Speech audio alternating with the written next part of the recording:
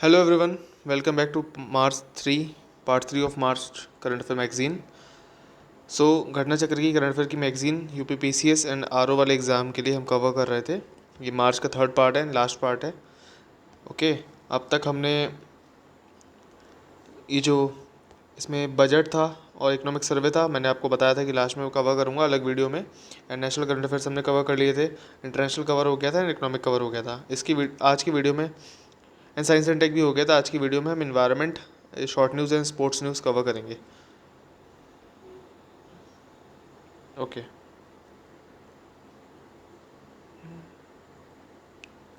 सो जो भी टेलीग्राम पे नोट्स आपको मिल जाएंगे, इसका लिंक आपको डिस्क्रिप्शन में मिल जाएगा। Now first topic, snow leopard population assessment की बात करते हैं तो मिनिस्टर कौन है एनवायरनमेंट के? सो भूपेंद्र यादव हैं, इनका नाम याद रखना, कभी कभी पूछ लेता है मिनिस्टर्स को। इन्होंने एक रिपोर्ट रिलीज़ करी है, status report of snow leopard. ठीक है, ज़्यादा कुछ याद नहीं रखना है, बस इतना याद रखना है स्नो लेपर्ड की पॉपुलेशन कितनी है? 718, 718। ओके, एंड इसको रिलीज़ करने वाला, इस एक्सरसाइज या फिर सेंसस को कंडक्ट करने वाली अथॉरिटी का नाम क्या है? Wild life institute of India. Again snow leopard की पॉपुलेशन का असेसमेंट करा है इसने। एंड इसके अलावा आपको इससे ज़्यादा कुछ याद नहीं रखना है, बस थोड़ा बहुत इतना याद रख लेना है कौन कौन से रीजन्स में, कौन कौन से स्टेट्स में स्नो लेपर्ड पाया जाता है। तो आप देखोगे कि श्रीनगर, लद्दाख, जम्मू कश्मीर, लद्दाख, हिमाचल प्रदेश, उत्तराखंड, सिक्किम एंड अरुणाचल प्रदेश, ये जो ऊपर के हिमालयन बेल्ट वाले जो स्टेट्स हैं उन्हीं में पाया जाता है स्नो लेपर्ड हमारा। ओके, एंड सबसे ज़्यादा कहाँ? लद्दाख, एंड सबसे कम कहाँ? जम्मू एंड कश्मीर, याद रखना। फिर रामसर साइट्स कितनी हो गई इंडिया में? टोटल 80। ठीक है, अगेन रामसर वेटलैंड से याद रखना इंपॉर्टेंट है, मैपिंग के साथ कभी का मैचिंग में पूछ लेता है तो आपको याद होना चाहिए। सो वर्ल्ड वेटलैंड डे याद रखना, 2 फरवरी को तो वेटलैंड डे बनाया जाता है। एंड इसका थीम क्या है तो याद रखना, देखो जो भी थीम होगा, फर्स्ट बात, कितने भी थीम्स होंगे हम उसको एक वीडियो बनाएंगे लास्ट में, जिसमें डेज़ कौन कौन से इंपॉर्टेंट थे एंड उसकी थीम क्या क्या थे, उसको एक ही वीडियो में हम डिस्कस कर लेंगे, जिससे कि बार बार याद नहीं रखना पड़ेगा। ओके, सो ऐसा आप याद रख सकते हो कि कर्नाटका में अभी 3 नए रामसर सेट्स जोड़े गए हैं। कौन कौन से हैं? अनका समुद्र एंड अघनाशिनी एंड मगाड़ी केरे। ओके, ये 3 हैं। एंड कराईवेट्टी एंड लॉन्गवुड कौन कौन से हैं? ये 2 तमिलनाडु के हैं। सो जैसे ये है, तो कर्नाटका के 3, 2 तमिलनाडु के, याद रखना। एंड अभी आज की डेट में बात करें तो तमिलनाडु में टोटल कितने हो गए? 16 साइट्स हैं, जो कि मैक्सिमम है। एंड इसके बाद सेकंड लार्जेस्ट किस में है? उत्तर प्रदेश में है, 10। यूपी की 10 तो डिस्ट्रिक्ट वाइज आपको याद होनी चाहिए, ठीक है, क्योंकि वो आरओ एंड यूपी पीसीएस के एग्ज़ाम में पूछता ही रहता है हमेशा। वैसे इस बात का थीम क्या था? Wetland and human wellbeing. By the way, theme को याद रखने की आप ज़्यादा अभी हेडेक मत लो, क्योंकि लास्ट में जब सारे करंट अफेयर्स कवर हो जाएंगे तो डेज एंड थीम्स को मैं एक साथ नोट करवा दूंगा, जिससे कि याद अच्छे से हो जाएगा। Again Gupteshwar forest biodiversity heritage site बना दिया गया है। एंड गुप्तेश्वर फॉरेस्ट है कहाँ पर? तो उड़ीसा में है, इतना याद रखना। फिर ये सब बनाने वाला कौन है? अथॉरिटी कौन है? National biodiversity authority. एंड अभी टोटल 45 बायोडाइवर्सिटी हेरिटेज साइट है इंडिया में। सो CMS कॉप 14 की बात करते हैं। CMS means what? Conservation of migratory species. COP means conference of parties, मतलब अलग अलग नेशंस आते हैं, एक टेबल पे बैठ के डिस्कशन करते हैं कि क्या होगा, क्या डिसीजंस लेने हैं अलग अलग। सो उस डिसीजन मेकिंग प्रोसेस को कॉप कहा जाता है, कॉन्फ्रेंस ऑफ पार्टीज़। आप देखते होगे कि इन्वायरमेंट प्रोटेक्शन के लिए, क्लाइमेट चेंज से रिलेटेड, ओजोन से रिलेटेड, मॉन्ट्रियल प्रोटोकॉल से रिलेटेड अलग अलग कॉप होते रहते हैं, COP, जिसे आप याद रखते हो। सो ऐसे ही याद रखना है। CMS कॉप कहाँ हुआ था? सो समरकंद, उज़्बेकिस्तान में हुआ था। एंड ये 14th एडिशन था, एडिशन भी याद रखना इंपॉर्टेंट है। इसके अलावा कुछ याद रखना ज़रूरी नहीं है इसमें। फिर ग्रीन फ्यूल अलायंस इंडिया की बात करते हैं। सो डेनमार्क में अनाउंस किया है। एंड कहाँ पर? तमिलनाडु से रिलेटेड है, याद रखना। अब green fuel alliance, obviously green नाम से पता लगता है, green fuel alliance. So advancing in the green fuel sector, innovation, collaboration and partnership से रिलेटेड होगा, ये तो इम्पोर्टेंट जाहिर सी बात है। एक बात और, नेट ज़ीरो टारगेट एमिशन का टारगेट किसने रखा है? इंडिया ने, 2070 का।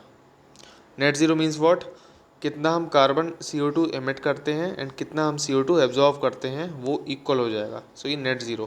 फॉर एग्जांपल 2 टन हम CO2 रिलीज़ करते हैं, 2 टन हम एब्जॉर्व करने लगे, तो ये इसका जो डिफरेंस होगा वो हो जाएगा zero. This is called net zero.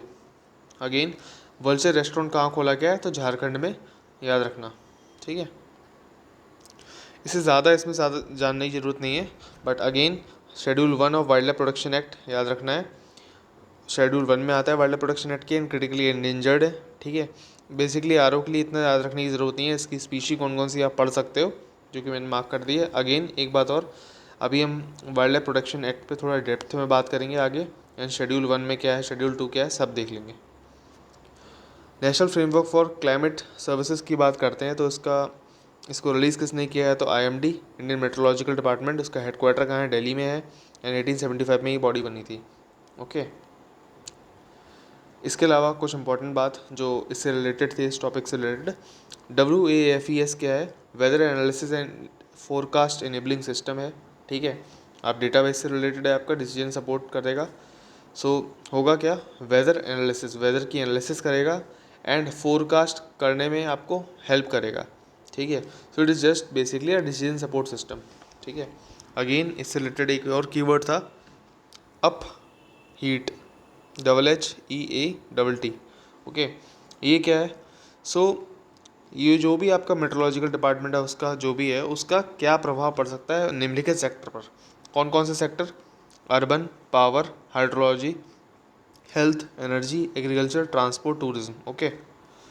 Again फिर पंचायत मौसम सेवा क्या है, so Panchayati Raj institutions plus Indian meteorological department के द्वारा दोनों को मिलके ये पहल चलाई गई है, कौन सी, पंचायत मौसम सेवा पोर्टल। फिर IMD का एक मोबाइल ऐप है, इसका नाम क्या है, मौसम, याद रखना। अगेन ये मौसम ग्राम एक, ये दूसरा है एक ऐप है, ये भी थोड़ा याद रखना। इससे ज़्यादा इसमें कुछ याद रखने की ज़रूरत नहीं है, नहीं पूछता है वो। अगेन एक आर्टिकल था, प्रोडक्शन ऑफ ग्रीन अमोनिया, इसमें ही बहुत कुछ लिखा है जो आपके मेंस के लिए हो सकता है UPBCS में इंपॉर्टेंट हो, but prelims point of view से इतना इंपॉर्टेंट नहीं है। सो याद रखना, इस स्कीम में 2 मोड्स हैं, mode 2A and 2B। 2A means green ammonia, basically A से अमोनिया आप याद रख लो, A for ammonia and B से हाइड्रोजन, ठीक है। नेशनल ग्रीन हाइड्रोजन मिशन में ये इंपॉर्टेंट है कि इसका जो आउटले का कॉस्ट कितना रखा गया है, तो 19,744 करोड़, 19,700 करोड़ है, इस टाइप से कुछ राउंड ऑफ फिगर आप याद रख सकते हो, 19,700 करोड़। सो 5 ईयर प्लान 2019 to 30 तक।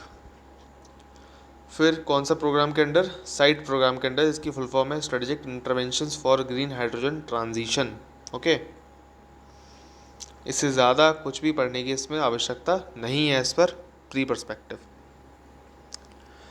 About green hydrogen, it is produced using electrolysis of water with electricity generated by renewable energy, ठीक है। इसको एक बार देख लेना, बस इतना ही। फिर आते हैं वाइल्ड लाइफ प्रोटेक्शन एक्ट में, wild life protection licensing additional matters for consideration rules 2024। ये रूल्स कौन लाएगा, ऑब्वियसली बात है, मिनिस्ट्री ऑफ एनवायरनमेंट लाएगा, ठीक है। फिर लाइसेंस किसको दिया जाएगा, those dealing in captive animals, snake venoms, trophy animals और स्टफ्ड एनिमल्स। अब इसमें कुछ शेड्यूल 1 और शेड्यूल पार्ट 2 के बारे में बात करता है। ये कहता है कि जब भी आप किसी वाइल्ड लाइफ एनिमल का ट्रेड करोगे जो कि शेड्यूल 1 और पार्ट 2 के शेड्यूल नंबर 2 में है, सॉरी शेड्यूल 1 में है एंड शेड्यूल 2 के पार्ट 2 में है, ठीक है, तो आपको एक प्रीवियस कंसल्टेशन लेना पड़ेगा सेंट्रल गवर्नमेंट से, ठीक है। इसके बारे में बात करेंगे। अगेन एक बात और कि वर्ल्ड वाइल्ड लाइफ रिपोर्ट कौन निकालता है, United nation office on drugs and crime. ये थोड़ा नाम याद रख लेना, अगर पूछ सकता है। नाउ इसको अच्छे से समझ लेते हैं, ये चीज़ है क्या। जब हम बात करते हैं वाइल्ड लाइफ प्रोटेक्शन एक्ट की, तो ये चीज़ क्या है, देखो वाइल्ड लाइफ प्रोटेक्शन एक्ट, ठीक है, इसके अंडर क्या आता है, वाइल्ड लाइफ सेंचुरीज आती हैं, नेशनल पार्क आते हैं, सेंट्रल जू अथॉरिटी आती है, national board for wild life आता है, नेशनल टाइगर कंजर्वेशन अथॉरिटी आती है, इसे हम NTCA कहते हैं, ओके। अगेन एक बार ध्यान से रख लेना, central zoo authority, national board for wild life and national tiger conservation authority. यहाँ पर मैंने इसकी डेट्स नहीं लिखी हैं, ठीक है, मैं चाहूँगा इस डेट्स को आप सर्च करो और वहाँ पर डेट लिखो, क्योंकि डेट ज़रूर पूछता है वो, मतलब कौन सा ईयर था। ओके, ईयर की बात कर रहा हूँ, ईयर ज़रूर लिख लेना। सो अगेन, इसके अंदर कौन कौन सी कैटेगरीज़ के स्पीशीज़ हैं एज़ पर प्रोटेक्शन, सो याद रखना, एनिमल्स हैं, प्लांट्स हैं, बर्ड्स हैं, और 6 एज़ पर प्रोटेक्शन 6 शेड्यूल्स में आपको डिवाइड किया गया है इन एनिमल्स को। First part 1, schedule 1 and schedule 2 का पार्ट 2, मतलब शेड्यूल 1 पूरा एंड शेड्यूल 2 का पार्ट 2 में कौन कौन से एनिमल्स हैं, वो एनिमल्स जिसको बहुत ज़्यादा हाईएस्ट प्रोटेक्शन प्रोवाइड की गई है। ठीक है, फॉर एग्जांपल आपका टाइगर्स हो गए, लायंस हो गए, ये सब। अगेन शेड्यूल 3 एंड 4 में कौन कौन है जो प्रोटेक्टेड तो हैं बट उनको ज़्यादा इतनी प्रोटेक्शन प्रोवाइड नहीं की गई है और पेनल्टी भी कम है। ठीक है, फॉर एग्जांपल अगर आपने कोई शेर मार दिया तो आपकी पेनल्टी बहुत ज़्यादा है, जेल वेल सब कुछ हो सकती है, एंड इसमें इतनी ज़्यादा पेनल्टी नहीं है। शेड्यूल नंबर 5 आपको इंपॉर्टेंट है, याद रखना है, बिकॉज इसमें वो एनिमल्स या वो जानवरों या जीवों की बात की गई है जिनको आप हंट कर सकते हो, बट हंट के भी कुछ पैमाने हैं जिस पे हम बात कर लेते हैं। देखो, हंट करने वाले एनिमल्स को कहा गया है यहाँ पर वर्मिन्स, VERMINS। सो कौन कौन से 4 वर्मिन हैं कैटेगरी में, mouse, rat, cow, sorry it is not cow, I am really very sorry, it is crow. Okay, so mouse, rat, crow, fruit bat, याद रखना आप। ओके, एंड 6 शेड्यूल की बात करते हैं। 6 शेड्यूल में आपके प्लांट्स हैं जो कि प्रोहिबिटेड हैं कल्टिवेशन से, मतलब बिना चीफ वाइल्ड लाइफ वार्डन की परमिशन के या लाइसेंस के आप इन प्लांट्स को कल्टिवेट नहीं कर सकते। वर्मिन्स की बात कर लें, मैंने आपको बताया था, इस पर हम बात करेंगे। देखो, वर्मिन्स को आप तभी हंट कर सकते हो जब आपको वो हार्म पहुंचा रहे हो। फॉर एग्ज़ाम्पल, अभी आपने हाल ही में एक वीडियो वायरल होता हुआ देखा होगा जहाँ पर एक बाइक पे बैठा हुआ एक एक व्यक्ति इसी चूहे को अपने बाइक के आगे वाले टायर से कुचल रहा था। ठीक है, अभी ये 2-3 महीने, शायद 5-6 महीने पहले बहुत वायरल हुआ था ये वीडियो। सो उस पर पुलिस ने एक्शन लिया एंड उसमें पार्टी पॉलिटिक्स भी चली, बट यहाँ पर अलग अलग पार्टीज़ का यही कहना था वाई वॉज अरेस्टेड, क्योंकि ये तो वर्मेंस हैं और इनको तो मारा जा सकता है। बट द थिंग इज़, हमारा कॉन्स्टिट्यूशन और हमारा जो लॉ है वो किसी भी बेगुनाह को मारने की इजाज़त नहीं देता। बट अगर वो आपके घर में कुछ है ऐसा कि वर्मेन आपको सता रहा है या कुछ भी हार्म पहुंचा रहा है, then only you can take actions. Okay, so अगर क्वेश्चन में ऐसा आता है यू कैन, तुम अंधाधुंध मार सकते हो किसी को भी, तो इट इज़ नॉट करेक्ट। मतलब हर जगह कुछ ना कुछ रिस्ट्रिक्शंस रहती हैं। एंड यहाँ पर कुछ आर के लिए कुछ इंपॉर्टेंट फैक्ट्स हैं, जैसे वाइल्ड लाइफ प्रोटेक्शन एक्ट आया 1972 में, उसके 8 साल बाद आया फॉरेस्ट कंजर्वेशन एक्ट 1980, देन 6 साल बाद एनवायरनमेंट प्रोटेक्शन एक्ट 1986, देन 14 साल बाद आया बायोडाइवर्सिटी एक्ट, देन 6 साल बाद आया अगेन फॉरेस्ट राइट्स एक्ट। देखो, इन 3 को याद करवाता हूँ अभी फटाफट। देखो, ऐसा है, इंडिया का सीन हमेशा ऐसा रहा है कि सड़क डाल दी, देन याद आया भाई इसमें पाइपलाइन डालनी थी, देन खोद दी फिर सड़क, ठीक है, देन लगा दी, बना दी, फिर बाद में याद आया अरे नहीं, यहाँ तो इलेक्ट्रिसिटी लाइन डालनी थी, पोल लाइंस डालनी थी, इंटरनेट लाइन डालनी थी। सो सेम सीन है, पहले इन्होंने क्या करा, वाइल्ड लाइफ की बात करी, तो वाइल्ड लाइफ में क्या फॉरेस्ट आएगा, नहीं आएगा। तो उन्होंने फॉरेस्ट की बात करी, तो फॉरेस्ट में क्या वाइल्ड लाइफ आएगी, नहीं आएगी। फिर उन्होंने इन्वायरमेंट की बात करी, इन्वायरमेंट में वाइल्ड लाइफ आएगा, आएगा। फॉरेस्ट की बात होगी, होगी। सो आप समझ रहे हो, डायरेक्ट इन्वायरमेंट से रिलेटेड बात नहीं करी इन्होंने, ऐसे घुमा के बात करी है। फिर 2 ये है, बायोडाइवर्सिटी 2000 एंड फॉरेस्ट वाला 2006। इम्पॉर्टेंट है क्योंकि आर में डायरेक्ट, आर एंड UPPCS में भी डायरेक्ट मैचिंग में पूछ लेते हैं ईयर्स को। ठीक है, ओके, कुछ बचा था क्या, ऊपर नहीं बचा। नाउ, दुनिया का पहला वाइट राइनोसोरस का IVF हुआ है। नाउ, कुछ भी आगे बढ़ने से पहले हम कुछ कॉन्सेप्ट समझ लेते हैं जो कि समझने में हेल्प करेगा। एक होता है असिस्टेड रिप्रोडक्टिव टेक्निक्स। ये होता क्या है, देखो, रिप्रोडक्टिव टेक्निक्स तो आप पता है रिप्रोडक्शन से रिलेटेड है, but what is meant by this term assisted. Assisted से यहाँ मतलब है असिस्टेड बाय डॉक्टर और प्रोफेशनल, ओके। कोई भी प्रोफेशनल या डॉक्टर, जिसे हम गायनोकोलॉजिस्ट भी कहते हैं, उनके द्वारा असिस्टेड होता है, ठीक है। सो उसमें अलग अलग मेथड्स होते हैं, जैसे कि IVF है, ETF है और FET भी है। अभी क्या क्या है इसको समझ लो। IVF means in vitro fertilization, ठीक है। इन विट्रो मीन्स, ठीक है, outside the body, in lab, okay. In vitro means in lab, okay. So होगा क्या, एक टेस्ट ट्यूब लिया है, टेस्ट ट्यूब में एक लिया स्पर्म सेल फ्रॉम फादर, एक लिया एग सेल फ्रॉम मदर, ठीक है।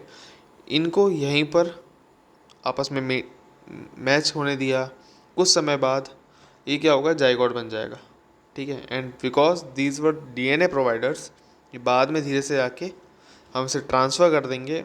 अगर ये जो मदर का DNA लिया था, या फिर जिस महिला का DNA आप या फिर एग सेल लोगे, ठीक है, उसी के वोम में आप ट्रांसफ़र करते हो इस जाइगोट को, ठीक है, then it is a thing कि मतलब आपके जो जेनेटिक पेरेंट्स हैं वो भी सेम है एंड बायोलॉजिकल पेरेंट्स हैं वो भी सेम है।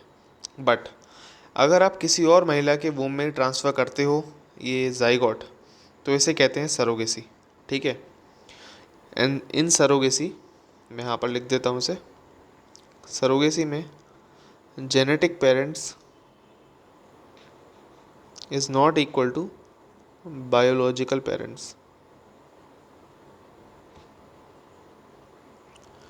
This is the difference, biggest difference between surrogacy and normal parenting, okay. Similarly अगर इस जाइगोट को ट्रांसफ़र करने से पहले मैंने इसे एम्ब्रियो बनाया, ठीक है, कुछ समय और दिया, जाइगोट की अगली की स्टेज होती है एम्ब्रियो, देन मैंने इसे बाद में ट्रांसफ़र किया एंड फिर सेम प्रोसेस अगर सेम वूम में रख दिया तो नॉर्मल जो पेरेंटिंग होती है वो, एंड अदर केस में सरोगेसी, ठीक है। So this method is called embryo transfer technique, ठीक है। मतलब प्रोसेस सेम है IVF की तरह, बट अगर एक स्टेज और ऐड हो गई तो इसे कहेंगे ETF, ओके। नाउ बट एक और बात होती है, अगर मैंने एम्ब्रियो बना लिया बट मैं और मेरी वाइफ चाहते हैं कि हम आज प्रेगनेंसी या आज कंसीव नहीं करना चाहते, in future if there are some plans of any parents, so वो क्या कर सकते हैं, इसको प्रिजर्व कर सकते हैं। This is known as cryo preservation. मतलब फॉर एग्ज़ाम्पल अगर आपको आज दही नहीं खाना है, कल को खाना है, या आपको सब्ज़ी आज नहीं खानी कल खानी है, आप क्या करोगे, सिंपल उसे फ्रिज में रख दोगे, वो प्रिजर्व रहेगी। प्रिजर्व मीन्स सेफ़ रहेगी हमेशा। सो प्रिजर्व मीन्स सेफ़, ओके, सुरक्षित रहेगी, सड़ेगी नहीं, ख़राब नहीं होगी। सिमिलरली अगर एम्ब्रियो या फिर आज प्रेगनेंसी नहीं चाहिए किसी भी कपल को, then what they will do, they will just keep in the fridge. थोड़ा डिफरेंट फ्रिज होता है, नाइट्रोजन इन सब का कॉम्बिनेशन होता है इसमें, but this is known as cryo preservation. And आपने प्रिजर्व क्या किया है, embryo, so it is called embryo cryo preservation, ठीक है। और फिर इसी को बाद में जाके अगर आप ट्रांसफ़र करते हो इन अ वूम, इसकी भी कंडीशन सेम हो सकती है, सेम मदर तो सेम, या फिर बाद में सरोगेसी भी हो सकती है इसके बाद। सो ट्रांसफरिंग प्रोसेस को कहते हैं आप frozen embryo transfer, frozen embryo transfer, okay. So ये तीनों समझ गए आप, IVF समझ गए, ETF समझ गए एंड फ्रोज़न एम्ब्रियो ट्रांसफ़र समझ गए। इसके साथ एक और चीज़ है जुड़ी हुई, उसे और समझ लेते हैं उस आर्टिकल से रिलेटेड, वो है stem cell technology. Now stem cells होते क्या हैं, मान लो ये सेल्स हैं, ग्रुप ऑफ सेल है, ये है क्या, एक तरीके का रॉ मटेरियल है। इस रॉ मटेरियल से आप हार्ट का सेल भी बना सकते हो, आप लीवर का सेल भी बना सकते हो, स्किन सेल भी बना सकते हो, और कोई भी सेल बना सकते हो। इट इज़ जस्ट लाइक आलू। अब उसे आप चाहे स्वीट पोटैटो बनाओ, उसे चाहे आप पिज़्ज़ा रेसिपी में ट्राई करो, उसे चाहे मैगी में डालो, चाहे उसका पनीर कुछ यूज़ करो, तो वो आपके यूज़ और आपके माइंड पे डिपेंड करता है आप कहाँ उसे यूज़ करना चाह रहे हो। सो स्टेम सेल्स कौन से, वो बेसिक सेल्स होते हैं जिससे आप कोई भी दूसरा सेल बना सकते हो। अभी कैसे पॉसिबल है, हाउ इज़ दिस पॉसिबल कि मैं एक सेल ले रहा हूँ, उस सेल से मैं हार्ट का भी सेल बना ले रहा हूँ, उस सेल से मैं ब्रेन का भी सेल बना ले रहा हूँ, उस सेल से मैं अपने स्किन सेल भी बना ले रहा हूँ, हेयर सेल भी बना ले रहा हूँ, कुछ भी n n number of cells बना सकता हूँ। देखो, जब हमने देखा था, जब हमने मेल से स्पर्म लिया था एंड फीमेल से जब मीटिंग हुआ था, जब इनका प्रोसेस स्टार्ट हुआ था, फ्यूजन होने के बाद जाइगोट बनता है। तो जाइगोट में जो बनता है वो इस तरीके से फॉर्मेट में रहते हैं, कुछ सेल्स गुच्छे में रहते हैं। बाद में ये और अच्छे से डेवलप होते हैं एम्ब्रियो के फॉर्मेट में, जो कि सेम रहते हैं। बट एम्ब्रियो के स्टेज के बाद इन द वूम ऑफ द लेडी होता क्या है, सेल डिफ्रेंसिएशन की स्टेज। इसीलिए हमने जाइगोट के बाद एम्ब्रियो ट्रांसफ़र टेक्निक तो देखी थी, बट उसके बाद किसी स्टेज में हम ट्रांसफ़र नहीं कर पाए थे। इट इज़ जस्ट बिकॉज क्योंकि एम्ब्रियो के बाद होता है in the womb cell differentiation stage. मतलब जो भी सेल्स होंगे ये अलग अलग डिवाइड होने लगेंगे। कुछ जाएंगे मान लो ब्रेन में, ठीक है, ब्रेन सेल्स बनाएंगे, कुछ बनाएंगे स्किन सेल्स, ठीक, कुछ बनाएंगे हार्ट सेल, कुछ बनाएंगे लीवर सेल, ठीक है। सो इनका होगा सेल डिफ्रेंसिएशन, तो डिफरेंट ऑर्गन्स बनेंगे, डिफरेंट बॉडी पार्ट्स बनेंगे।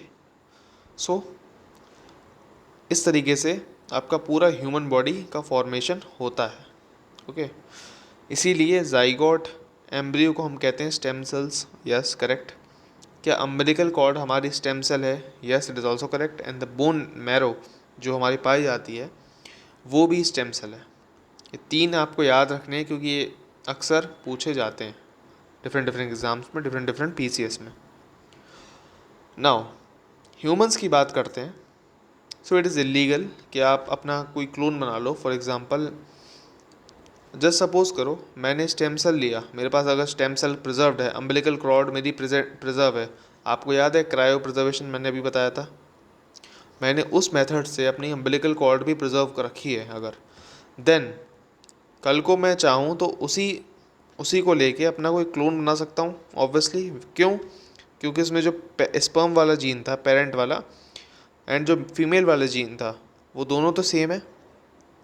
तो there is a highly chance, mutations and development की बात नहीं कर रहा हूँ, इन्वायरमेंट डेवलपमेंट की बात नहीं कर रहा हूँ, देयर आर हाईली चांस कि ये जो बंदा मैं बनाऊँगा वो मेरा सेम बंदा बन सकता है।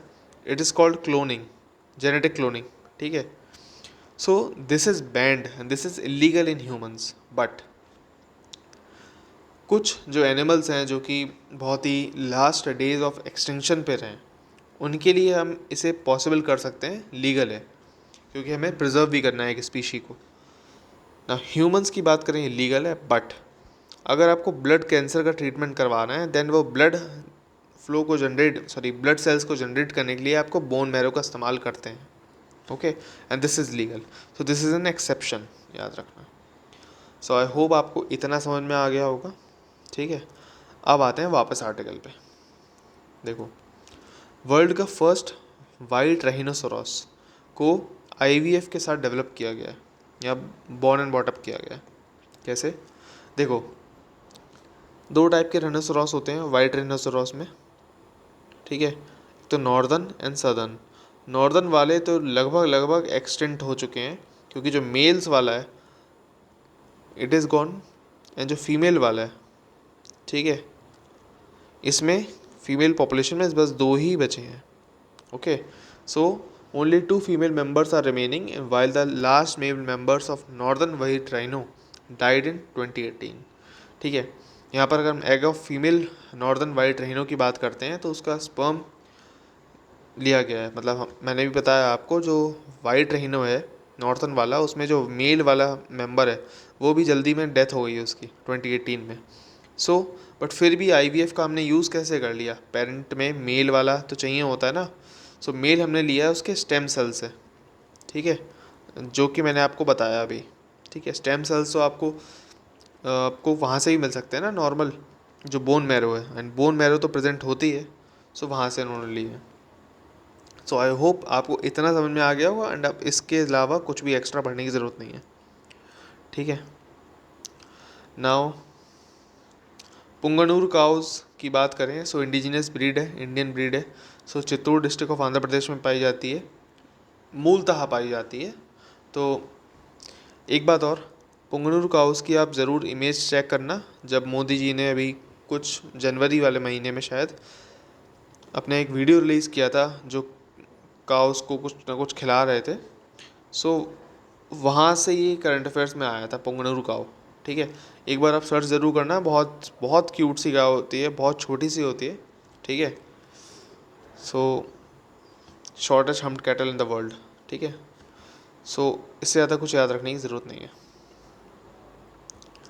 First melanistic tiger safari, so Odisha government के द्वारा स्टार्ट की गई है tiger safari. And melanistic tiger safari क्यों कह रहे हैं, इसका रीज़न ये है, देखो टाइगर्स में या फिर किसी भी जीव में हो सकते हैं म्यूटेशंस। ओके,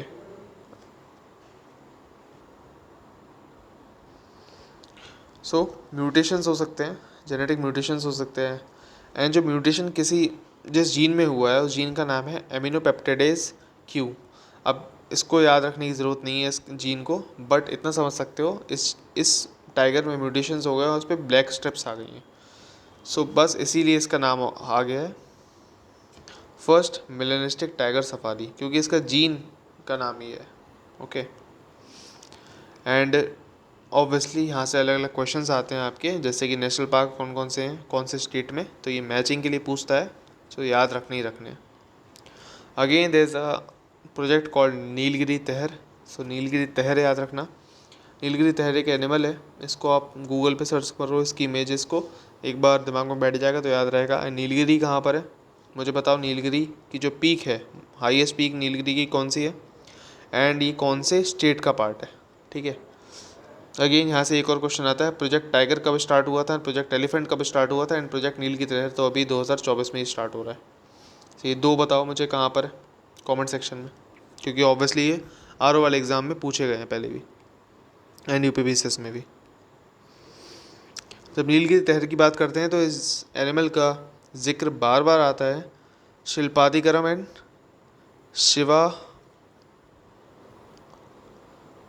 शिवा का सिंधमणि, इस नाम की जो संगम लिटरेचर है उसमें इसका जिक्र आता है। एंड संगम लिटरेचर की वहीं बात आती है, तो आर्ट एंड कल्चर से आप इसे जोड़ सकते हो। एंड आर्ट एंड कल्चर में इन दोनों बुक्स के ऑथर कौन थे ये आप ज़रूर सर्च करना एक बार, बिकॉज वो आर्ट एंड कल्चर्स में ऐसे क्वेश्चंस पूछते ज़रूर हैं। ठीक है, एंड याद रखना संगम जो है, संगम एरा, वो अपने लिटरेचर्स के लिए जाना जाता था। ठीक है,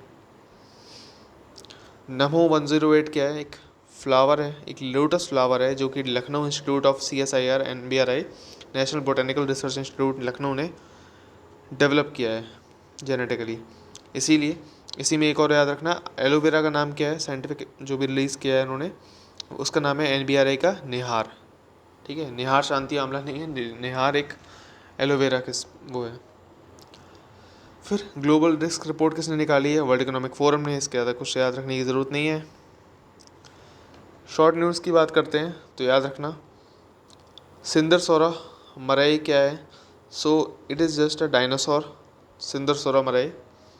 वहीं पर एक और क्वेश्चन मेरे दिमाग में आता है जो कि यूपीएससी 2019 में पूछा था, डेनिसोवन क्या होता है। यूपीएससी 2019 में पूछा था डेनिसोवन क्या होता है। सो क्या मैं ऑप्शन देता हूँ आपको, आप मुझे बताओ कि ये है क्या। First option human species, second Denisovan dinosaur species, third it was a location, ठीक है, इन साउथ ईस्ट एशिया, ठीक है, जो उस समय न्यूज़ में था। सो ये तीन में से आप इसे कौन सा ऑप्शन चूज़ करोगे, प्लीज़ इसको ध्यान से अटेम्प्ट करना, because such type of questions are often asked in UPSC and other state PCS exams. कुछ पर्सन्स इन न्यूज़, जब पर्सन इन न्यूज़ की बात करते हैं तो बहुत सारे हैं इसमें, बट बहुत ज़्यादा इंपॉर्टेंट है एंड बहुत ज़्यादा जिनके बारे में जानने की ज़रूरत है, मैंने वही मार्क करे हैं। सो सविता कांसवाल, सो याद रखना सविता कांसवाल एक पर्वतारोही थी जिन्हें टेंजिंग नॉर्गे नेशनल अवार्ड दिया गया है 2022 में। फिर प्रेसिडेंट द्रौपदी मुर्मू ने दिया है। अगेन इनकी अभी हाल ही में निधन हुआ है। ठीक है, first Indian women to climb both Mount Everest and Mount Makalu, Mount Everest and Mount Makalu की बात करते हैं तो याद रखना दोनों कहाँ पर है, नेपाल में। ठीक है। शेख हसीना वर्ल्ड की longest serving female head of the government बन गई हैं। कहाँ की प्राइम मिनिस्टर है ये, बांग्लादेश की। ओके। ईशा अंबानी के बारे में जानने की ज़रूरत नहीं है ज़्यादा। Ranjeet Kumar Agarwal council of institute of chartered accountants of India के हेड बने हैं। एंड इट्स आईसीएआई है क्या, स्टेट्यूटरी बॉडी है जो कि चार्टर अकाउंटेंट एक्ट 1949 से बनी है।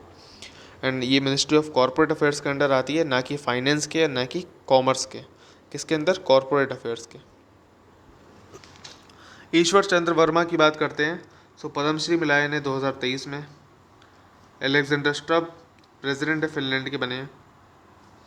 उषा किरण खान भारमती एक अविस्मरणीय प्रेम गाथा इन्होंने नॉवल लिखी थी जिसके लिए इन्हें साहित्य अकेडमी अवार्ड मिला था। And she has just passed away. ठीक है, डेथ हुई है हाल ही में इनकी।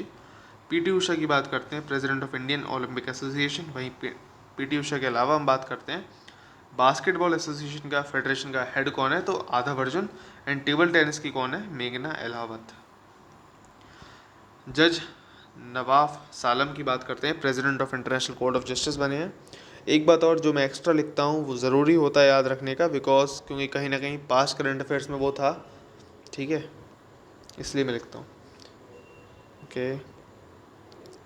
देन मियो ओका की बात करते हैं।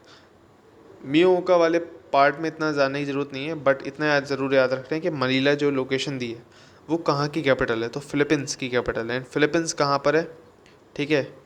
सो आप मुझे बताओ कमेंट सेक्शन में, फिलीपींस कौन से ओशियन में आता है। क्या वो इंडियन ओशियन में आता है, क्या वो क्या वो अटलांटिक में आता है, क्या वो इंडियन में आता है, क्या वो पैसिफिक में आता है। इन तीनों में से कौन से ओशियन से रिलेटेड है, मनीला का फिलीपींस, फिलीपींस का मनीला। नाउ नरेंद्र कुमार यादव की बात करते हैं। ये एक आईएएस हैं जिन्हें फिट इंडिया मूवमेंट का ब्रांड एम्बेसडर बनाया गया है।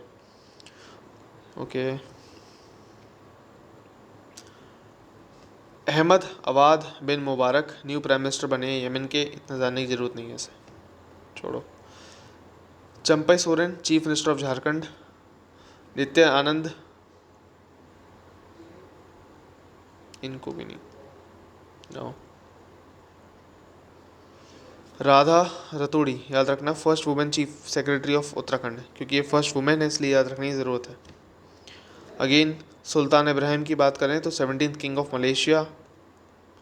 अनिल कुमार लाहौटी की बात करें, चेयरमैन ऑफ तराई, तराई क्या telecom regulatory authority of India है।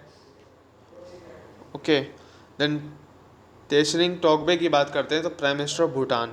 ठीक है, भूटान के प्राइम मिनिस्टर कौन बने हैं, शेरिंग टोगबे। Okay. Then we have Frederik X जो कि डेनमार्क के किंग है। लाई शांगते जो कि प्रेसिडेंट ऑफ ताइवान है। प्रभा आत्रे जो कि किराना घराने से थी। एंड म्यूज़िकल जनर में इनका बहुत बहुत अच्छा योगदान है, इंक्लूडिंग ख्याल गायिका, तराना, ठुमरी, दादरा, गज़ल एंड भजन ये गाती थी। नाउ ये आर के पर्सपेक्टिव से बहुत इंपॉर्टेंट है, क्योंकि आर में हमेशा किराना घराना और इन सब से रिलेटेड एक ना एक क्वेश्चन पूछा जाता है। इनकी अभी हालिया में मृत्यु हुई है, तो इसलिए there is a high chance कि इन्हें इनसे रिलेटेड एक क्वेश्चन बन जाए। गैब्रियल एटल फ्रांस के प्राइम मिनिस्टर बने हैं। उस्ताद राशिद खान की बात करते हैं तो रामपुरा शहसवान घराने से थे। एंड पद्म भूषण मिला था इन्हें 2022 में। इंदिरामणि पांडे की बात करते हैं, secretary general of BIMSTEC in Dhaka. P Santosh की बात करते हैं, NARCL यानी कि national asset reconstruction of India limited के मैनेजिंग डायरेक्टर एंड CEO बने हैं। वहीं पर आप देख सकते हो संजीव अग्रवाल NIIFL के बने हैं मैनेजिंग डायरेक्टर एंड CEO, जो कि national investment and infrastructure fund limited है। वहीं गोविंद यपल्ली राम मोहन की बात करते हैं, वो सेबी के एग्जीक्यूटिव डायरेक्टर बने हैं। सेबी का हेडक्वार्टर का है मुंबई में। Then again Nitish Kumar. अब हम ये चीज़ थी, देखो मुझे हंसी आ गई थी। नीतीश कुमार को देखो, जो chief minister of Nitish Kumar है। अब इन्होंने ये पार्टी तो बदलते हैं, जेंडर थोड़ा ना बदला है। तो अब देखो, आप ही देखो क्या फ़ोटो लगा रखी है इन्होंने।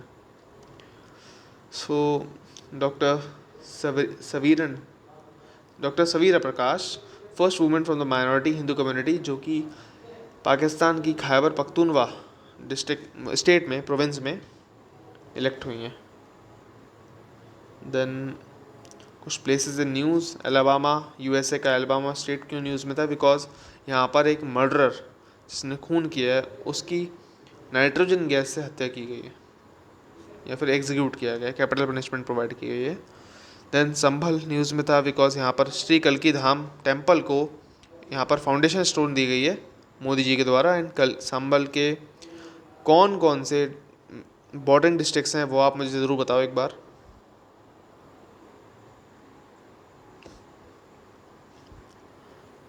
रायपुर की बात करें, देन पीएम श्री स्कूल की बात करते हैं रायपुर में, ठीक है।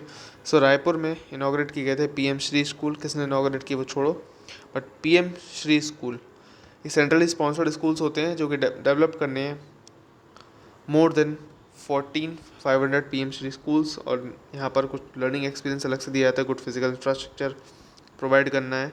सो ऐसी कुछ एमिनेंट फैसिलिटीज़ होती हैं जो कि देनी है। देखो यहाँ पर अवार्ड्स से नेशनल इंटरनेशनल जो कि मैं लेटर कर दूँगा, इसका रीज़न क्या है बाद में करने का, क्योंकि अवार्ड्स में बहुत सारी चीज़ें होती हैं रटने वाली। मैं नहीं चाहता कि मैं अभी कुछ भी करा दूँ एंड आप फालतू मुझसे रटने बैठ जाओ। मैं चाहता हूँ कि एटलीस्ट जितना हो सकता है मैं ट्रिक बेस्ड करवा दूँगा। Okay, so I will make tricks and I will provide it to you एक ही बार में, जिससे कि ज़्यादा टेंशन लेने की ज़रूरत नहीं पड़ेगी कैसे याद करना है, बिकॉज ऑलरेडी बहुत सारा होता है याद करने का and I am there for you. So international इसे भी बात कर लेंगे, बाद में कर लेंगे आराम से। या कुछ ऑर्गेनाइजेशंस हैं एक साथ कर लेंगे, ऑर्गेनाइजेशंस हम आराम से बाद में ना। कॉन्फ्रेंसेस एंड समिट, ओके इसको करते हैं। सो मैंने यहाँ पर सब मार्क कर रखा है तो देख लो। जैसे ये दिल्ली है, ठीक है, दिल्ली ये रखा। दिल्ली में वर्ल्ड बुक फेयर हुआ था जिसका थीम ना जो डबल कोट्स में होगा वो का थीम होगा वो। सो वर्ल्ड बुक फेयर की बात करते हैं तो मल्टीलिंगुअल इंडिया लिविंग ट्रेडिशन इसका थीम था। कहाँ पर हुआ था? Delhi of course. Conference of Apaar, APAA है ये, okay. Conference of Apaar, Apaar means automated permanent academic account ID, ठीक है। Then solar thermal technological conference कहाँ हुआ? Obviously Delhi. Unani medicine conference Delhi. World heritage community conference Delhi. Attorney and solicitor general conference कहाँ हुआ? दिल्ली में। But ये जो अटर्नी एंड सॉलिसिटर जनरल किसकी कॉन्फ्रेंस थी? Of Commonwealth Nations. Commonwealth Nations कौन कौन से हैं? वो नेशन जिस पे ब्रिटिशर्स ने कभी ना कभी अभी अपना आधिपत्य या फिर जिसे कहते हो रूल किया था, वो कॉमनवेल्थ नेशंस हैं। सो इसका थीम इसलिए क्या था? देखो कॉमनवेल्थ मतलब ब्रिटिशर्स वाले, अलग अलग देश आएंगे। So cross border, solicitor general, attorney general law से रिलेटेड है, जस्टिस से रिलेटेड है, तो cross border challenges on in justice delivery, ये इसका थीम था। अगेन लखनऊ से रिलेटेड क्या है? कॉन्फ्रेंस ऑन जल जीवन मिशन एंड स्वच्छ भारत मिशन, याद रखना। Kolkata first inland waterway development council हुई। इसके अलावा याद एक क्वेश्चन मैं पूछता हूँ, इंडिया की first water taxi, first water metro, ये दोनों कौन सी डिस्ट्रिक्ट में चलाए गए थे? आप मुझे कमेंट सेक्शन में बताओ। फिर चांडोबी फेस्टिवल असम से रिलेटेड है। नागालैंड का रोसोमा ऑरेंज फेस्टिवल, मैं लिख देता हूँ नागालैंड, ओके याद रखना। फिर Chilka bird festival, obviously Chilka lake कहाँ पर है? उड़ीसा में है। देन ये भोपाल का सेकंड माइनिंग कॉन्फ्रेंस कहाँ पर हुई? भोपाल में हुई। गुजरात में क्या क्या हुआ? गुजरात के गांधीनगर में ऑल इंडिया क्रिमिनोलॉजी कॉन्फ्रेंस हुई थी and vibrant Gujarat global summit हुआ था। इसके अलावा इंटरनेशनल काइट फेस्टिवल भी गुजरात में हुआ था। वहीं गोवा की बात करते हैं तो इंडिया एनर्जी वीक को इनॉग्रेट किसने किया? मोदी जी ने, गोवा में। Codex committee on spices and herb, spices मसाले एंड हर्ब्स मतलब जड़ी बूटी। So Codex committee on spices and herbs कहाँ हुआ? ऑब्वियसली कोची केरला। सो इतना था। इसके अलावा कुछ इंटरनेशनल बीच में थी, जैसे कि वर्ल्ड डिफेंस शो 2024 कहाँ हुआ था, रियाद सऊदी अरेबिया में। इसका थीम क्या था, equipped for tomorrow. Then India women का joint military corporation committee meeting हुई थी कहाँ पर, मस्कट में। 54th वर्ल्ड इकोनॉमिक फोरम की बात करते हैं, एनुअल मीटिंग, सो डेवॉस में हुई थी, डेवॉस का स्विट्जरलैंड में। इसका रीबिल्डिंग ट्रस्ट इसका थीम था। G77 plus China third south summit की बात करते हैं तो कंपाला युगांडा, इसका थीम था लीविंग नो वन बिहाइंड।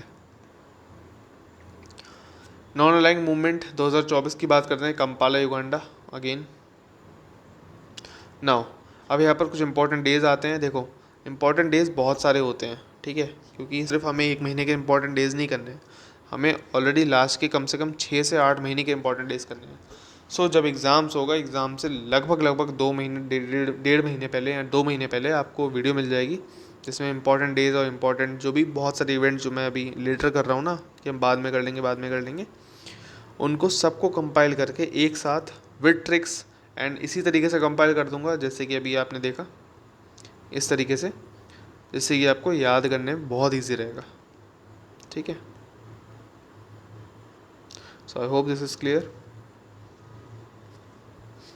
सो इम्पॉर्टेंट डेज बाद में करेंगे, ठीक है। इसके साथ साथ जो भी मिलिट्री एक्सरसाइजेस थी, फॉर एग्जांपल जब आपने आई दृष्टि पढ़ी होगी, आई दृष्टि में क्या करा है उन्होंने, सिंपल एक चार्ट बना रखा है एंड वहाँ पर बता रखा है। सो उस तरीके से चार्ट के फॉर्मेट में हम याद कर लेंगे तो ज़्यादा ईजी रहेगा, ऐसे याद नहीं होगा, ये बहुत टिपिकल चीज़ें होती हैं, टफ होती हैं। सिमिलर हम बुक्स के लिए करने वाले हैं एंड सिमिलर इसके लिए मैं कुछ ना कुछ स्पोर्ट्स के लिए भी, क्योंकि स्पोर्ट्स से हमेशा 3 से 4 क्वेश्चन बनने ही बनने हैं, तो स्पोर्ट्स के लिए भी कम से कम 3 से 4 क्वेश्चन, 5 से 6 क्वेश्चन बनने हैं।